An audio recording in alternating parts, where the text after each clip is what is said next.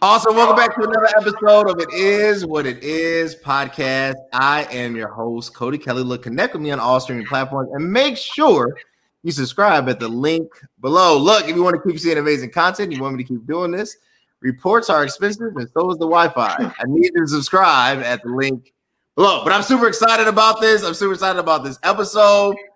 This is the holidays couple edition, and we have our other couple joining us, the Right Reverend Daryl and Anisha Hamilton, and I have the Right Reverend Demond and Shay Doris out of Joliet, Illinois. How's everybody doing?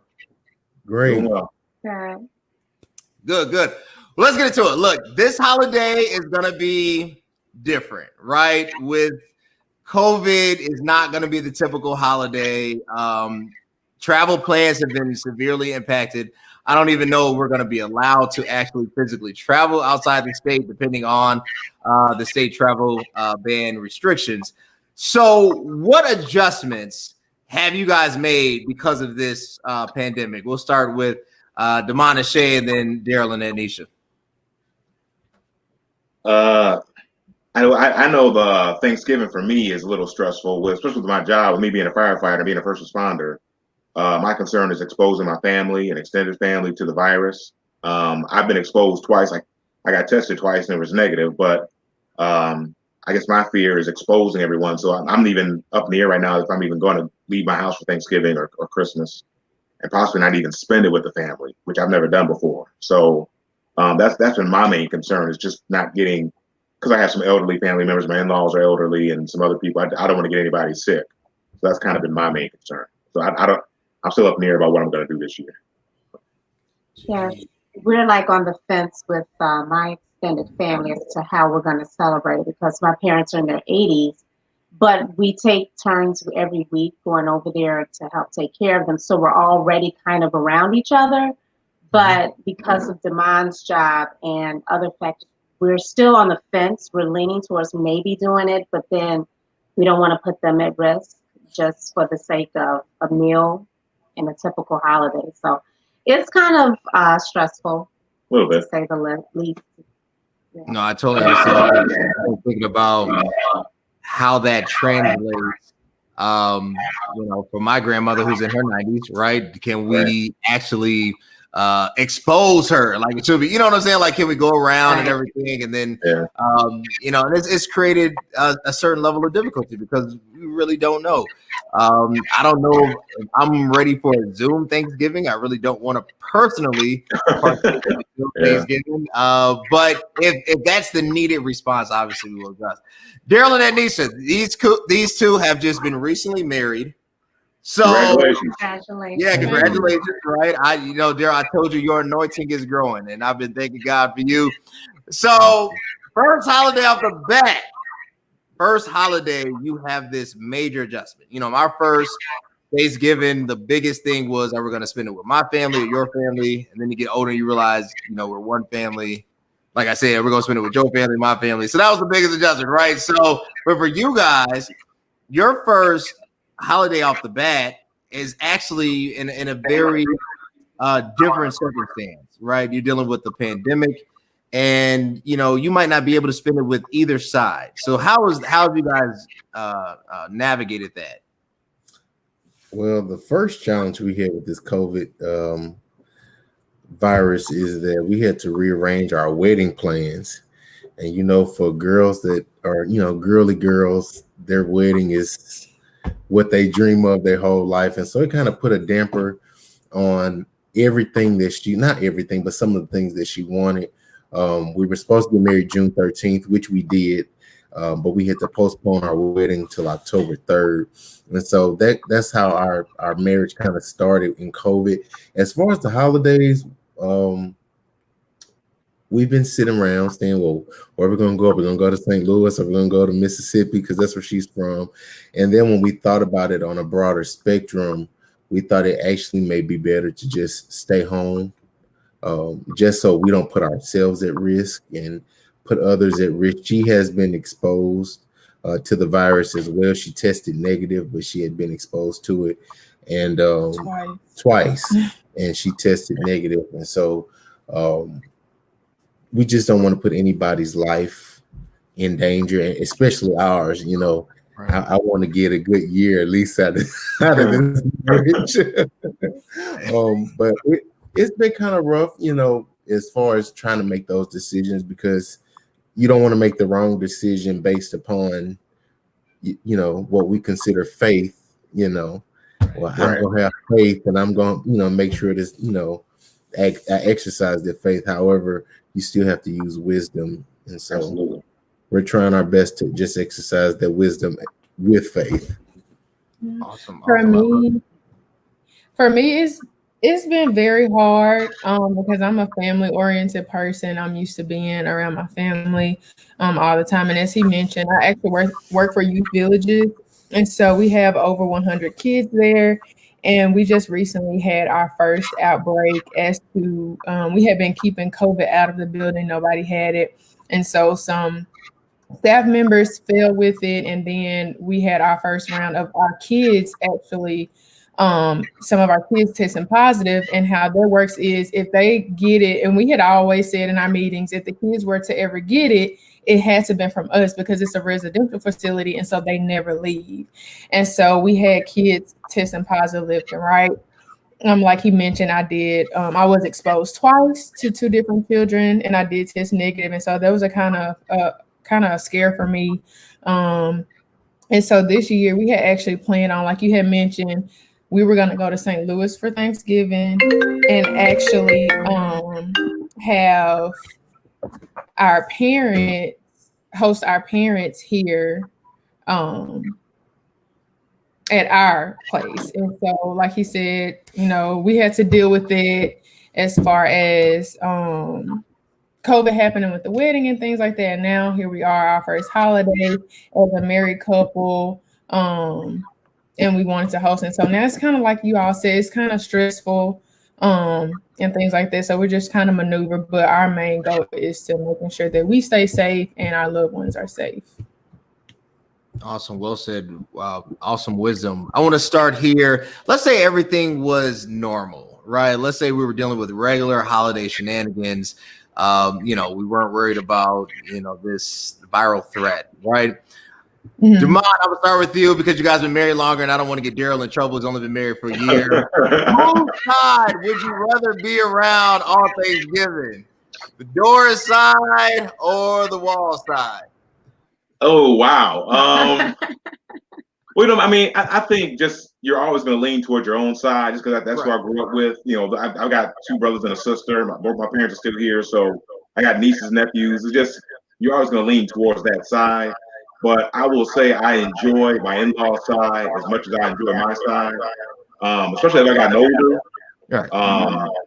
And the kids are older. I didn't like the holidays at all when we were first married with the kids. The kids were young because you had to go both sides. Everybody went to the grandkids. Everybody was offended. If you didn't get to one side, if you stayed at one side 3 hours, say the other 2 hours, somebody was offended. Everything had to be, equal, and that got stressful. So now that the girls are older, and we decided, look, we just gonna. We usually go to my in-laws now. The past 3 Thanksgiving, we go to my in-laws' house. And I told my family, look, this is just what it is. Like I can't do this two family sides anymore. I love everybody. I hope everybody understands that by now. It's been 17 years. If y'all don't know I love you by now, life stuff, man. I can't do this driving back and forth anymore. It gets old, So, but I mean, I think everybody's going to always lean towards their own side just blood and just familiarity. But I do enjoy both sides. That's a good answer. This side, obviously, there's no negotiation, especially as long as the matriarchs are still alive. There's no negotiation on which side. Hey, which side would you rather be with, the Perrys or the Doors? Well, like you said, you lean towards your side. I mean, it's just what you grew up with. You have your traditions and all this other stuff. I love my in-laws. I love spending time with them. You create your own thing with them and your own traditions. But for me, it's like going back home. Going to my family's house, and we've even tried to figure out a way because it was so stressful with little kids. Yeah. And neither side understood. No. And they expected me to cook. So I had to get 2 little kids together who are 16 months apart, bring a dish to both homes.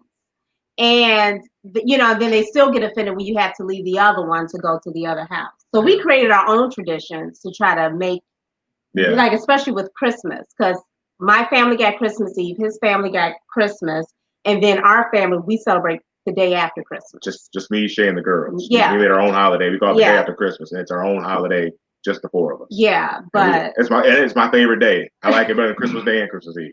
Yeah, it's my favorite day. Yeah, it's crazy though, trying to appease both sides. But I do enjoy. I enjoy both, but I'm partial towards my side. And it's a blessing to have two big families. So I mean, it's just yeah, it has its cons, but it is a blessing to have two big families. We can count. So. No, that's true. I have one side that lives in Chicago, right? And that's that Perry side. And then I have my wife's family that lives all the way in Decatur, Illinois. And, that's a 3-hour gap. I can't cover it in a day, right? Like, there's just a lot.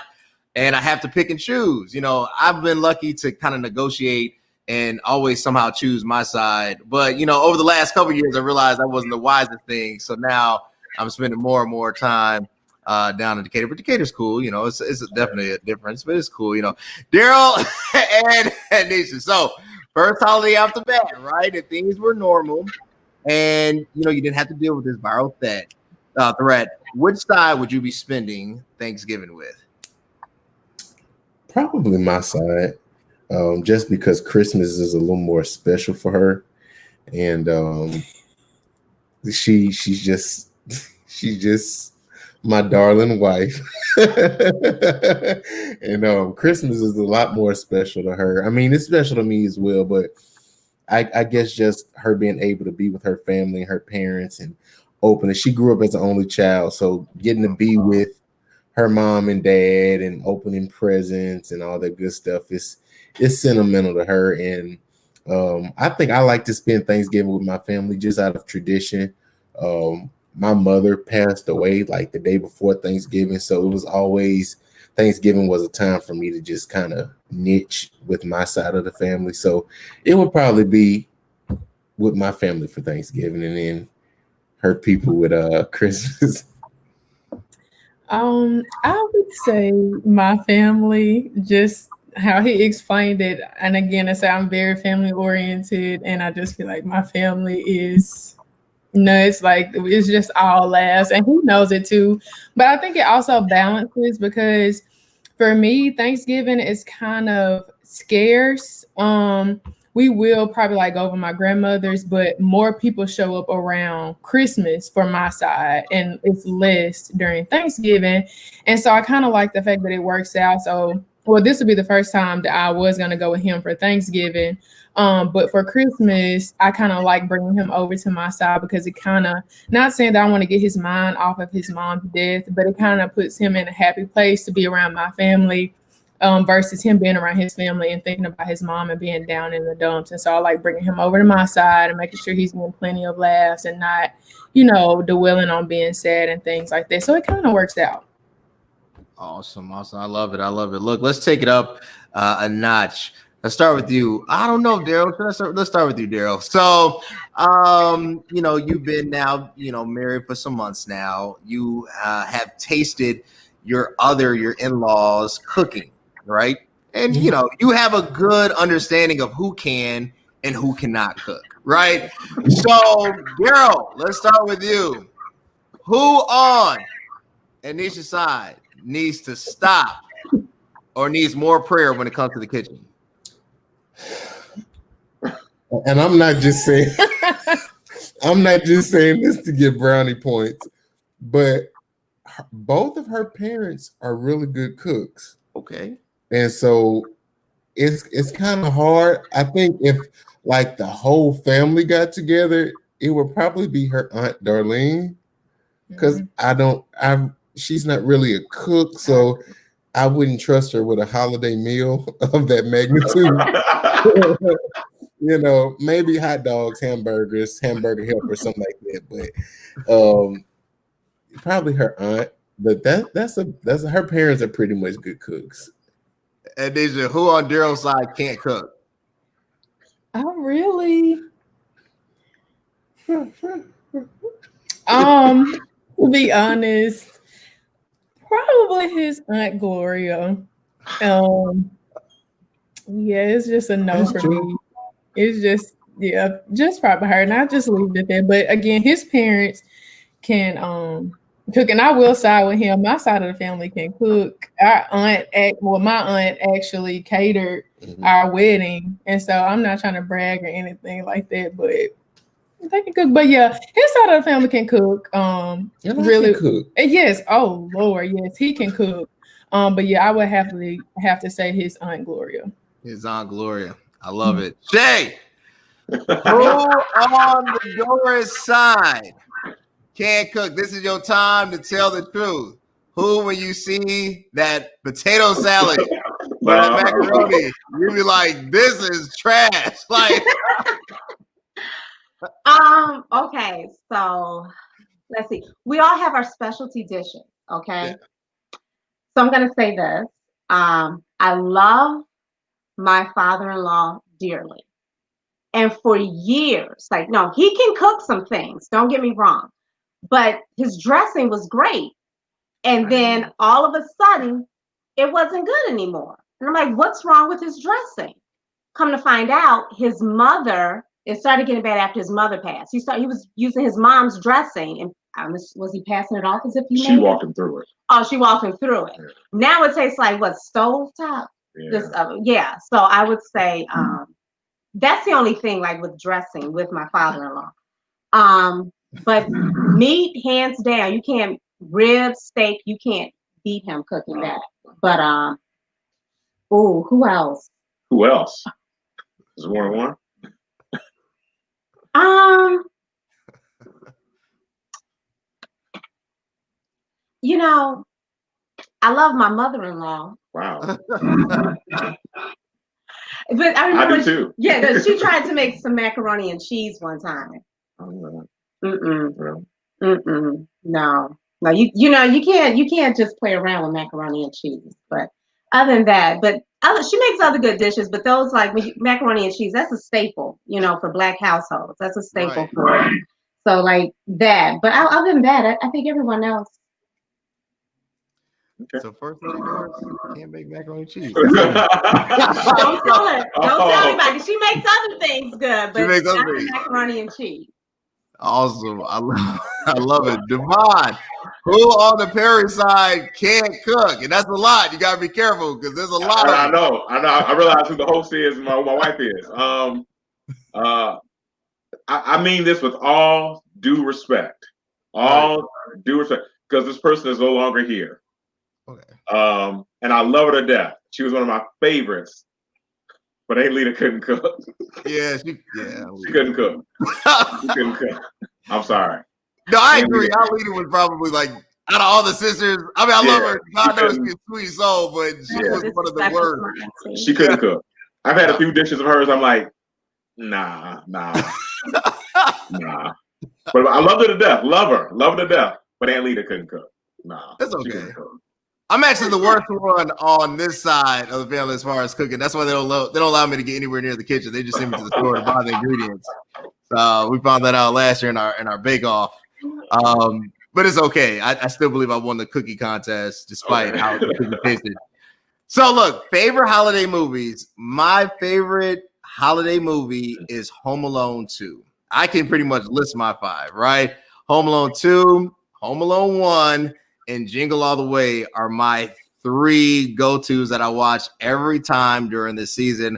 I'm actually going to start binge watching my Christmas movies come this weekend because I plan on doing some traveling. So I want to talk about those favorite holiday films. Demond, what is your favorite holiday films? I just saw Crystal's comment. What is your favorite holiday film? Well, I got 2. Two. The first Home Alone, I love that movie. I can watch that almost any time. And then the one with the one with the other guy that the spirit takes him around and shows him what his life would have. It's a Wonderful Life. It's a Wonderful Life. Those are probably my top 2. Shay, what's yours? Mine is Holiday Inn. It's like it was the original White Christmas. And the other would be The Family Stone. I love The Family Stone with Diane Keaton. So. Okay. So some throwbacks. Makes sense. Daryl, favorite holiday movie? I would have to say Home Alone 1. I like Home Alone 2, but Home Alone 1 and The Preacher's Wife. Good one. For some reason, I always enjoyed that movie around Christmas time. Come on. What is it? Who would imagine the king? That's the soundtrack. Right. Yeah. Snapped on that. We need snapped on that. And then your favorite holiday movie? For me, my top one is The Grinch. And I say The Grinch simply because the one with Jim Carrey. Let me make it clear. Because I can watch that year round and he hates me for it, but I will watch that movie January, February, March. Like that is my all-time favorite Christmas movie. And then definitely Home Alone 2, Lost in New York. There you go. There you go. I get it. Let's take it up. Who is the worst at buying Christmas gifts? Look, on my side, we have some great Christmas gift givers. God rest Papa's soul. I think Papa was the best because Papa actually gave you what you actually wanted. But he had some other ones that were just pretty like I didn't ask anywhere near this, and they would just strive. God bless their heart. Daryl, I'm gonna start with you. The worst at providing Christmas gifts. Who is that person? Sorry, you asking out of our families or out of us? Families. Oh boy, where do I start? I would have to say my aunt Gloria, and I don't want to I don't want this to be like She taking L's, right? Because I don't want her to think I don't want her to think. You know what? You should put a sign up that says the views expressed do not represent. No, but I would say hers because she's like a procrastinator when it comes to shopping. And so ultimately she'll just wake up and give you money and be like, here, Merry Christmas. So in that sense, not saying that she doesn't give good gifts, but when it comes to Christmas shopping and being prepared, I think she wins. And Nisha, who's the worst in the family? For me, I would have to say two of my aunts. My mom has 7 sisters, so out of all of them, 2 of them, my aunt Kim and my aunt Penny, and I say that simply because they will ask you what you want and not get what you want and get what they want to give you. And so I'm sitting here like, what was my purpose in telling you? And they'll get you like some chapstick and a pair of socks or something like that. And that's cool. Like I can use those things, but yeah, I'm just gonna leave it at that. Get your Shay. You come from a long line of the Perry tradition. Actually, you know what? I'm gonna actually give those Perry sisters are actually pretty good at giving gifts because they feel like if they get you what you want, you better not come slack on what they want, right? So I'm gonna actually say, for the most part, all of them are actually pretty good at giving gifts.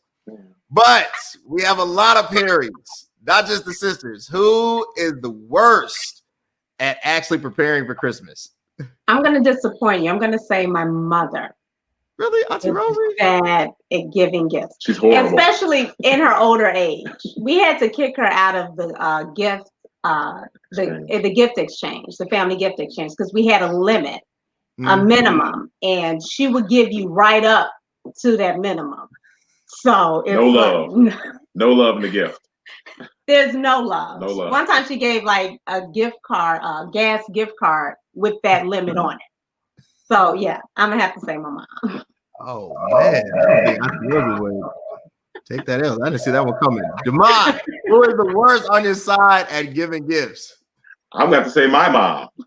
And I love my mother to death, but ever since I've been an adult, ever since I've been an adult, she just doesn't know what to give me. She gives me stuff for like a 15-year-old kid. It's like I don't want like basketball posters for my room. I'm a grown man. Like I have a house. I have kids. I don't want baseball decals for my room. So it's like, and this was like last year. This wasn't like 10 years ago. This was last year. I've been married 17 years. I don't want that. So I'm gonna say my mom and my mother-in-law. They're both horrible gift givers. They just my mother overgives stuff I don't want. My mother-in-law undergives stuff that I don't want. So I don't know. They're both just bad. Please don't show our Don't show this. parents. Yeah, don't show this. Yeah. No, that's fine. This already being shown. This stuff is public. As you can see with the public comments, you guys are getting cold if they see this. I'm trying to think. So ironically, now Papa Bishop Marshall was amazing at giving gifts, but he would be mad. I'm talking about like steaming if you didn't give him exactly what he wanted. He told us one day, he was like, after all out and done for y'all at Freedom Temple, I better get everything on my list. I mean, just like that, verbatim. That was a direct quote. You know, so hey, Papa was not the one to come short. If he wrote something on that list, we had to figure it out. Like, I don't know how many KG suits you need, Bishop, but all right. You know, but no, he was good. Grandma's in the 90s, so she has to not be accounted for because, you know, it is what it is at this point. My mom likes, I call giving prophetic gifts. I don't know what this is about. Like, she'll give me something like, I was praying and I heard that you guys in the spirit needed a suitcase. So like, we didn't ask for a suitcase.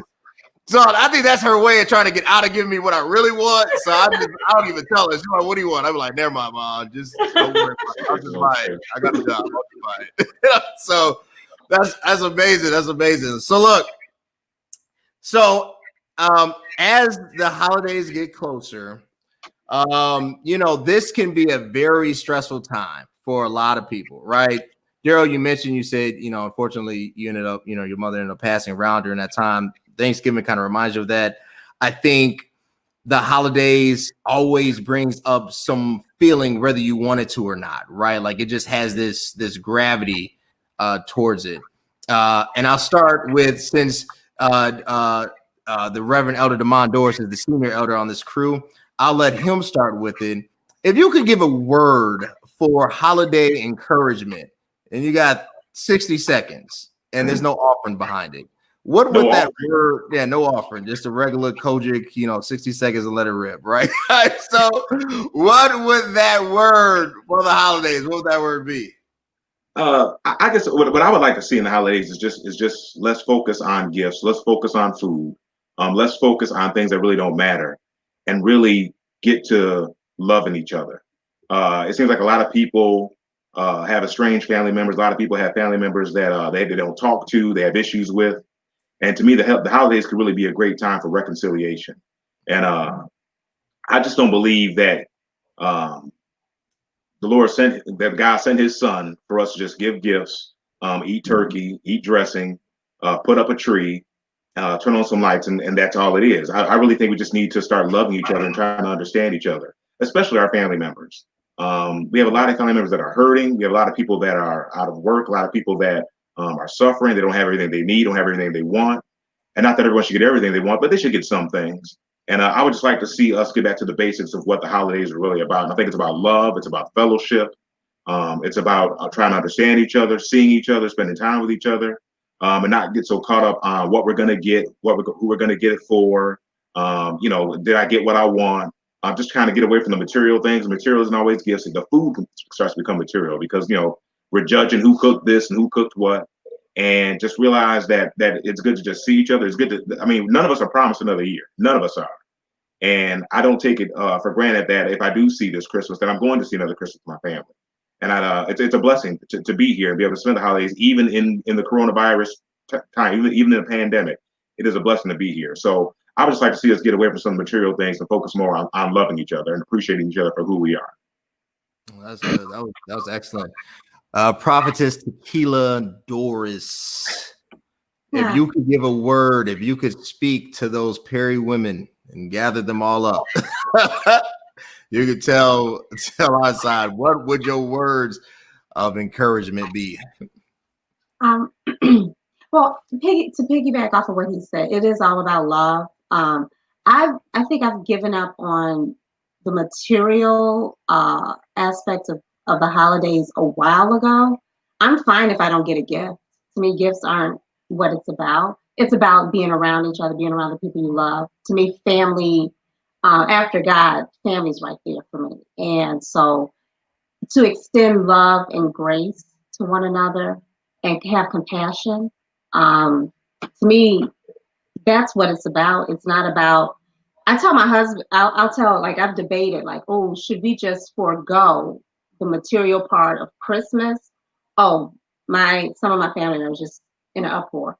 But to me, that's not what it's about at all. It's like, for me, Christmas and Thanksgiving is about being around the people you love, showing love towards one another, extending love, showing just being grateful for the time that you have together because it's limited.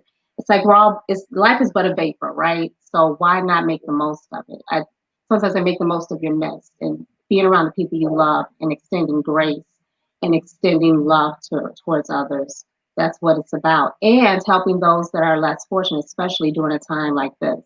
There's a lot of people suffering, and we live in excess a lot. So why not extend some of that, some of your blessings to others? Awesome. I love it. Reverend Daryl Hamilton, you had to encourage the young preachers of the Church of God in Christ. You yourself are a young junior presiding bishop, right? You work closely with the national church. We both come from the general board bishop himself, Bishop Lawrence of Booton. If you could speak on behalf of AIM and tell this generation, you have now been married, you have seen yourself evolve, you've seen the hand of God in your life. What would you tell this generation? I think that in this holiday season that we should really focus, like he said, on love and also reconciliation. And I say that because, like you said, life is nothing but a vapor. People, it used to be here today, gone tomorrow, but now it's here today, gone today, and people are leaving here left and right. Love is the greatest commandment that Christ has given us, and we can preach, we can spit, we can holler, we can do whatever we want to, but if we don't show love, all of our preaching, all of our witnessing is in vain. And so I also think that that reconciliation and positivity play a part of the holidays. Having unforgiveness and being unable to reconcile. Most of the times when we're mad at people in our family and having disagreements, it's over petty stuff that doesn't even matter. When she said this or she looked at me a different kind of way and he said that I heard he was talking. It's petty, minute things that, can really be resolved with a simple, I'm sorry. And then positivity. The holiday season, especially this year, we have so much negativity going on in the world, in the political arena, in the social arena, the entertainment arena. Positivity is something that we need to really focus on. We used to have a preacher at our church who passed away, and he used to tell us that negativity is like a penny. It's as powerful as a penny. If I have $1 million and I take a penny away from that $1 million, I no longer have $1 million. I have $999,999.99. And that's how powerful negativity can be. It can change the whole aspect of what you're trying to do or what you're trying to accomplish.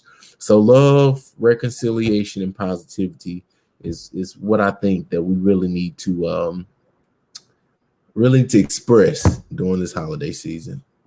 Awesome, love it.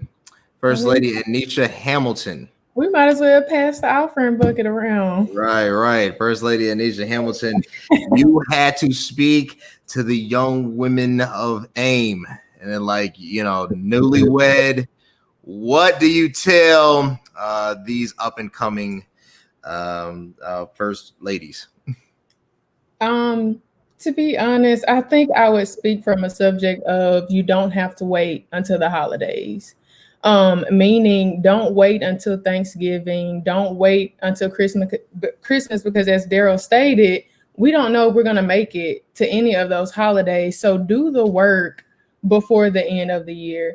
The reconciliation, the getting together, the facing whatever issues you have, take the time to do that while you have the time. And then once the holidays come, you can take that time not to bicker and argue about who didn't put enough sugar in the Kool-Aid, whatever. Just, don't wait until the holidays. Give your love all year round. People love to stretch out their birthdays, a month, 2 months, a half a year.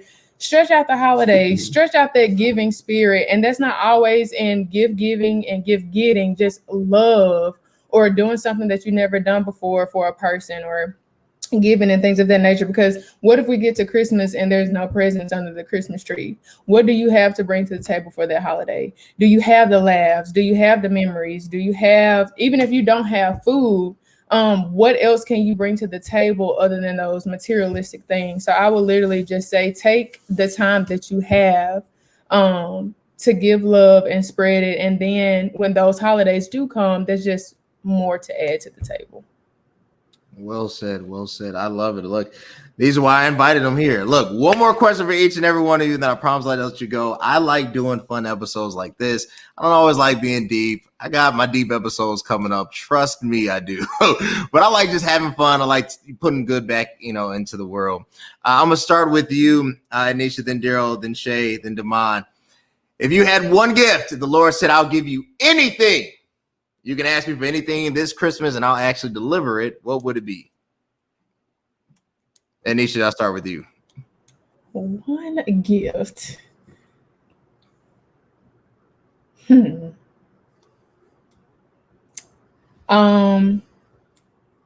It would have to be the gift of a house.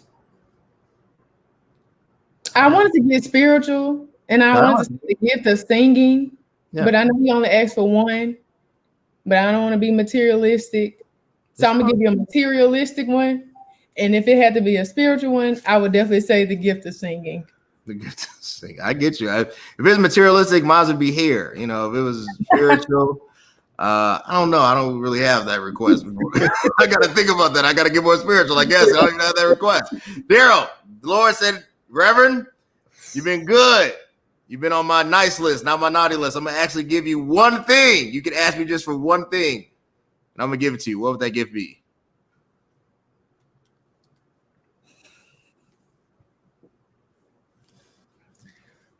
So I guess I have to take after her. Do you want the spiritual or the natural? Because whatever, natural. If it has to be natural, I guess perfect health. Just perfect health, perfect health. If it was spiritual, I would want God to show me a piece of paper that shows me, hey, you get to go to heaven when you die. I get you a guaranteed card.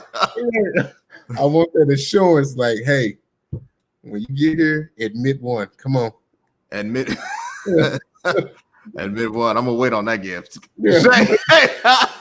You get one gift. The Lord comes to you and says, hey, look, Shay, you've been amazing. You've held Damon doors down for 17 years. I've seen the sacrifice you put in at every Kojic church. I'm going to give you one gift. You only get one. What is that gift? So I don't see it necessarily as a spiritual gift, but I'm going to say the gift of singing, simply because I'm tired of my family running away every time I have a song down in my spirit. Because you can't sing. That's okay. You can't sing. If God gave me a song in my heart and I want to express it, I feel like you all should sit there and endure it. So I would ask for the gift. No, it makes sense. Look, in the Church of God in Christ, if you can't sing or preach, they treat you like they're just like terrible. You know what I'm saying? Like, man, God can use me in more than one way. Can be vocal about it, but yeah, it's a shame. I trust me. I prayed. If I could sing, I'd be an R&B singer. I wouldn't even. I already knows my heart. If I could sing, I'd be doing all types of Silk Rush. I think that's why he didn't give it to me, because I probably would be a mess. Yeah, right. Okay. You know me. I would beat Chris Brown. I really would be. Devon, one gift. God comes to you and says, you've been saving people's lives. I like you, man. I see your workouts. You're dad of the year. I'm going to give you one gift. What would that gift be?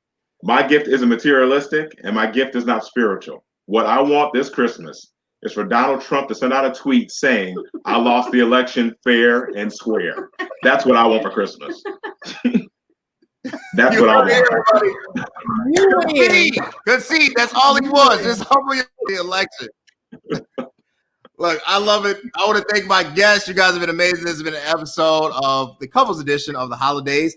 Next week's episode is Church and the Gym. We're going to deal with why the church has not traditionally embraced exercise. We have some amazing guests. We have none other than Pastor Naaman Williams. We also have the Elder Marie Spears. We have the Bikini Fitness and Power Bodybuilding winner of 2017, Coach Kayla Brock. She will be on the show. I'm so grateful for my guest. And I have also Dr. Jonathan Shepard. We will be tackling this from a mental health aspect as well. Tune in next Monday, 6:30 p.m. Central Standard Time.